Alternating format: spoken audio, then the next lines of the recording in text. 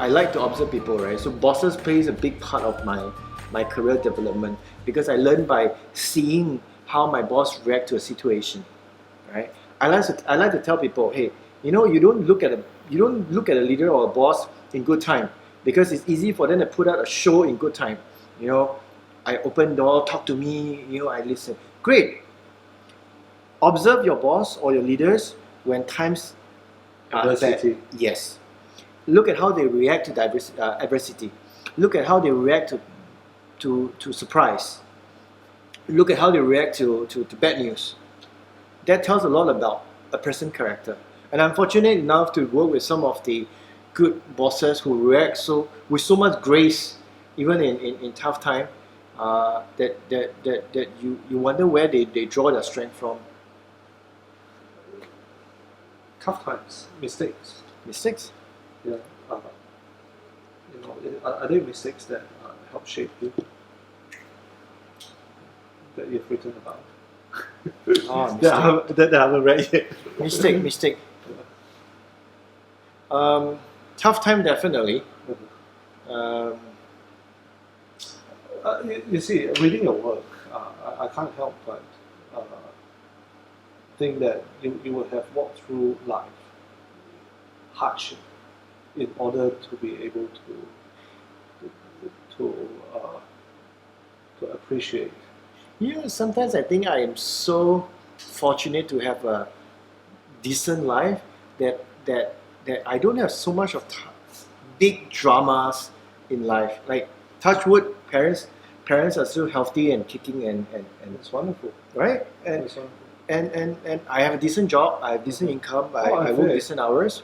And you write so well. But if I were to highlight a tough time in my career, it will be perhaps, you see, business goes and business down, right? I joined one of my assignment when business was really going down, to the extent it was really hard to stomach. That 1 year was really tough because we lost half of our business because of business decline. Whatever that I did that year didn't seem to be right. But it was during the tough time, surviving a tough time, that built the most character out of someone. Your team became stronger? Or? I became stronger. The team became stronger. And I remember telling myself, hey, if I'm here to stay in this particular tough time assignment, I might as well make the best out of it, right? And then I asked myself, what matters to me? And I guess sometimes having clarity about yourself is important in life. Now, I know for sure recognition matters to me. I like to win, so I don't like to lose. But what else matters to me at that point in time? I told myself, then I realized, as a newly promoted brand manager, people matters to me.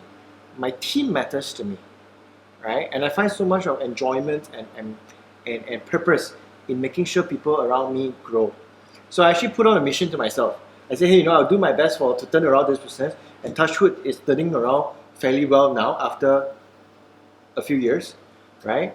But I told myself at that point in time, I vouched for everyone who come past my business, work on my business, right? I make sure they come into my business and out of my business a slightly better person.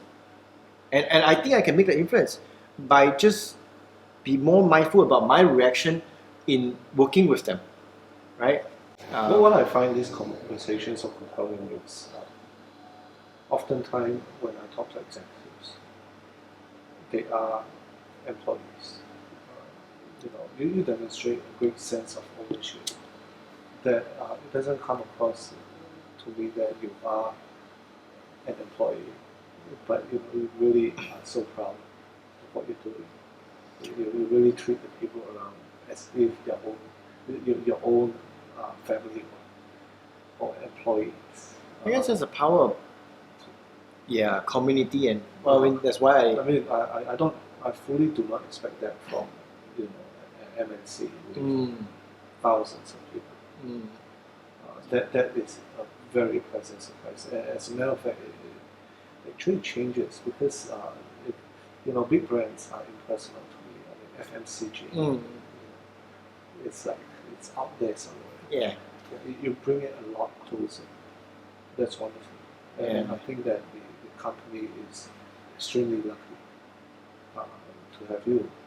Uh, you know, it looks to me that you have great passion in changing lives, in making an influence.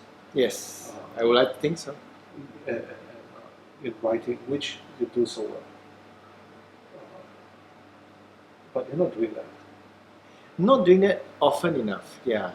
Okay. Yeah. It's like, as a fan, I after going through your blog, you go, hey, next one, please, faster. coming. See, I'm writing the book. The book is coming. Yeah.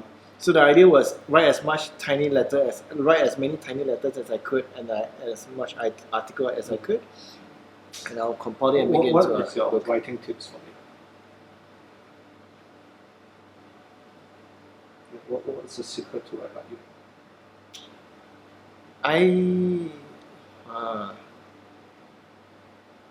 Jeez, stingy man. Don't want to reveal. I'm thinking. I think first and foremost, one thing that helped me to write better is focus on why you write, and see, I used to care a lot about grammatical error. I used to care about vocabs, and when I start thinking in that land, I get stuck. And the moment I change my mindset and say, hey, you know what? Just write as how I speak. Don't mind the vocab errors, the typo and the comma and stuff. Just Can write. fix that later. Yeah, fix it later. Just write. Let it flow. Let it be authentic, right? And it will come. Then it comes.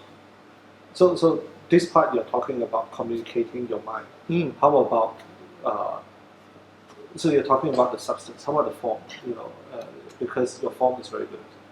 Yeah, as in the end result that you publish. Mm. Yeah, it's nicely structured. How do you come about Less that? less is more. Okay. One thing I learned. Relentless editing. Yes, less is more. I like to keep my sentence short, very short, because like one thing I learned is people read on mobile screen most of the time. Keep it very short. Less is more, and because the lesser is more means sometimes the more you filter, the more you edit, the more you crystallize.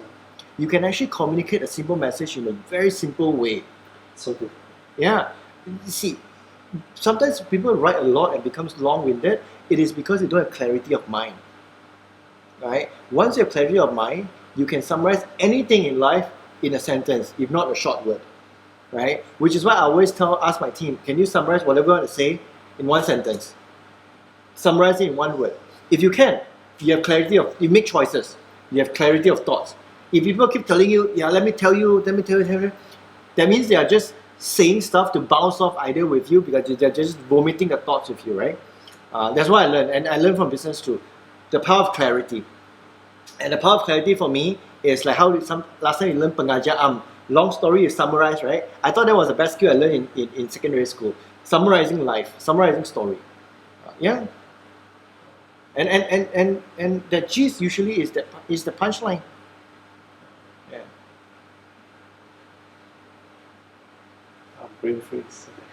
It's been a very long day for me, but I'm really indulging in it.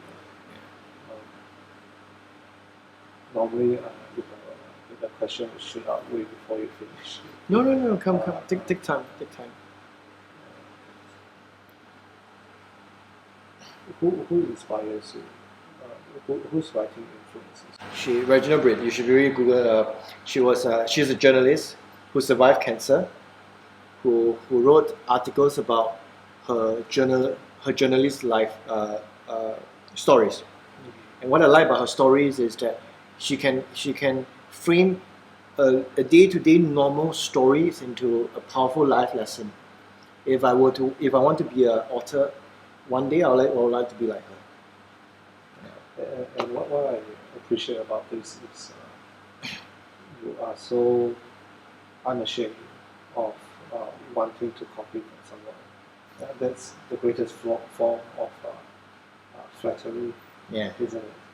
And I think sometimes what's difficult is you want to claim all this to your own credit.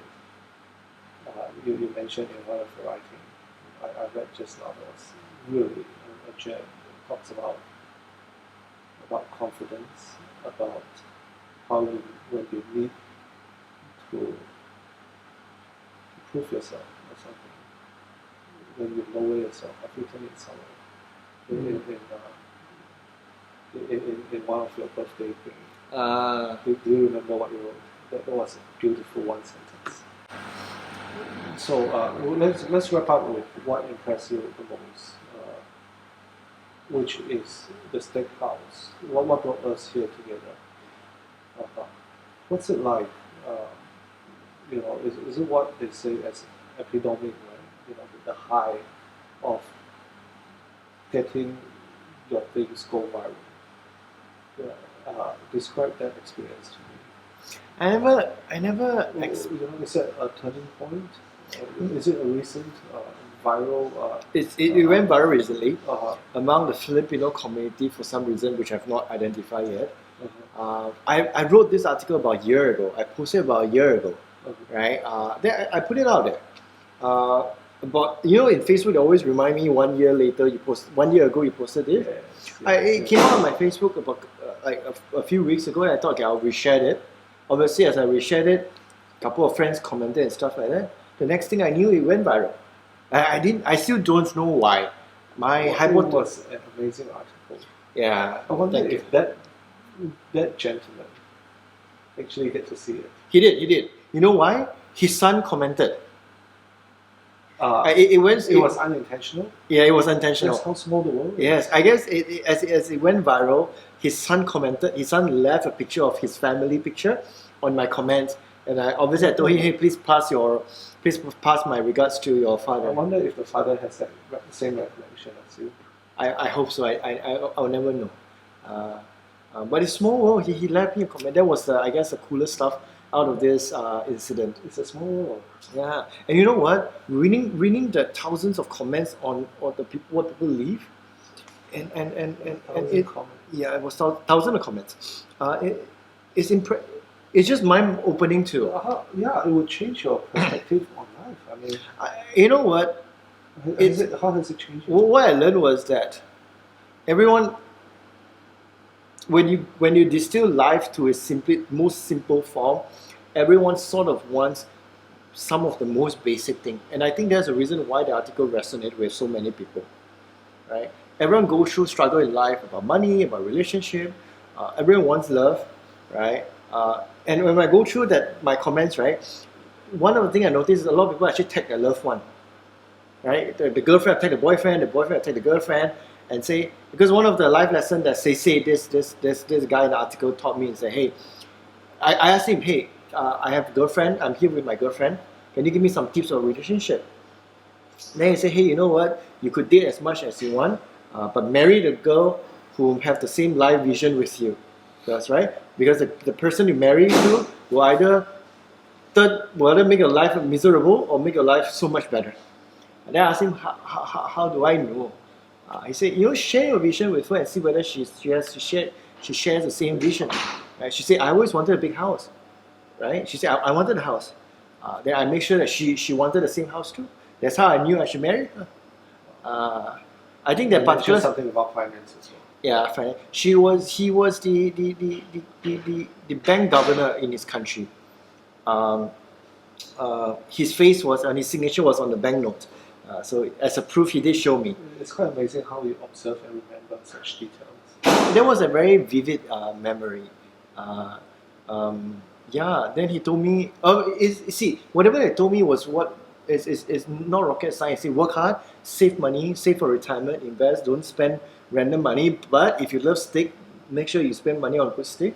That's what I love about your observation in life. You wrote an article on the importance of financial management, and on the very last note, Yeah. you threw a curveball. Well, I because I am You have a good sense of humor. because I was very bad with money. Used to I'm always late in paying my credit card bills and stuff like that. So do you eat your own bitter medicine? I try to. It's not as good as I want it to be, but I try to.